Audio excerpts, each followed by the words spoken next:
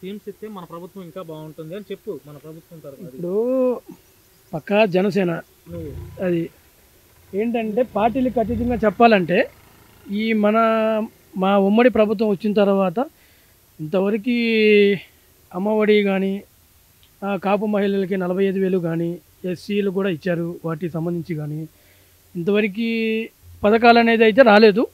ఇంతవరకు అటువంటి సంబంధించిన పథకాలు అనేది రాలేదు. మేము ఏమనుకున్నామంటే కూటమి ప్రభుత్వం ఇప్పుడు మళ్ళీ ఇచ్చిన పథకాలు అనేది కూడా పెట్టడానికి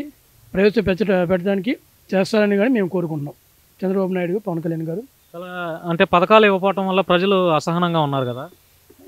ఇప్పుడు మనం గ్యాస్ సిలిండర్ అనేది ఇస్తున్నాము.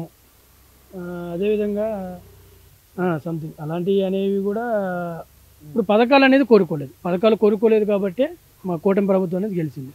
కాకపోతే పథకాలు అనేది కూడా ఇంటింటికి ఏదైనా రూపాయి వస్తే మాత్రం చాలా సంతోషకరం. అది మళ్ళీ అధికారంలోకి రావడానికి కూడా అవకాశం ఉంటుంది. మళ్ళీ నెక్స్ట్ అధికారం రావడానికి కూడా దోహదపడుతుంది. ఏదైనా అధికారం రావడం పవన్ కళ్యాణ్ వల్లే జరిగింది కూటమి ప్రభుత్వం. అది 100% అందరికి కూడా తెలుసు మన తెలుగు రాష్ట్రాల్లో. తల్లికి వందనం 15,000 ఇస్తాం అది ఇది అని చెప్పాను. అది లేదు అది స్టార్ట్ అవుతుంది మనకి వితిన్ 1 or 2 monthsలో మాత్రం ప్రవేశపెట్ట జరుగుతుంది. ఆ మాట మాత్రం 100% అది కార్యాచరణ అనేది జరుగుతుంది దాని గురించి. ఇప్పుడు పోసాని కృష్ణమురళి వల్లభనేని వంశీమోహన్ అరెస్ట్ చేశారు. దీని మీద మీ అభిప్రాయం? పోసాని కృష్ణమురళి అనేది వాడు పిచ్చి కుక్క. పిచ్చి కుక్క వాడు ఒక పిచ్చి కుక్క. వాడు ఏం మాట్లాడతాడా, ఎవరిని దూషిస్తాడు, ఎవరి తల్లిదండ్రులు ఇంట్లో మనుషులు బయట లాక్కొచ్చేవాడు మాట్లాడిన తప్పది. ఇవాళ పవన్ కళ్యాణ్కి ఉన్న సబ్జెక్ట్కి వాడున్న అధికారానికి ఒక్క చిటికేస్తే చాలు మా జన సైనికులు మొత్తం నా కొడుకుని తోటపరం, నా కొడుకు ఎక్కడ ఒక్క కన్న కూడా దొరకదు.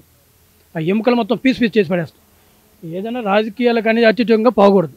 అది ఏ గవర్నమెంట్ అనేది సరే వ్యక్తిగతంగా చూసినా పోకూడదు. కుటుంబం జోలికి అనేది కానీ అది ఇప్పుడు తెలంగాణ అయినా చూసుకుందాం. సపోజ్ ఎవరన్నా వ్యక్తిగతం చూసులు చేస్తున్నారా? ఇప్పుడు మన ఆంధ్రప్రదేశ్ నుంచి వాళ్ళు కూడా కొంతవరకు అక్కడ రాజకీయాలు కూడా మారుతున్నాయి. అది ఏదైనా కూడా వ్యక్తిగతంగా చూసిన అనేది కరెక్ట్ కాదు. అది ఏ గవర్నమెంట్ అయినా సరే, జనసేన అయినా, టీడీపీ అయినా, వైసీపీ అయినా సరే. అది వల్లభనేని వంశీమోహన్ అరెస్ట్. వల్లభనేని వంశీమోహన్ ఉన్నాడంటే నారా లోకేష్ని దూషించాడు. అది నిండు అసెంబ్లీ సాక్షిగా ఆంధ్రప్రదేశ్ జనాభా 5 కోట్ల మంది నిండు అసెంబ్లీ సాక్షిగా దూషించడం అనేది చాలా తప్పది.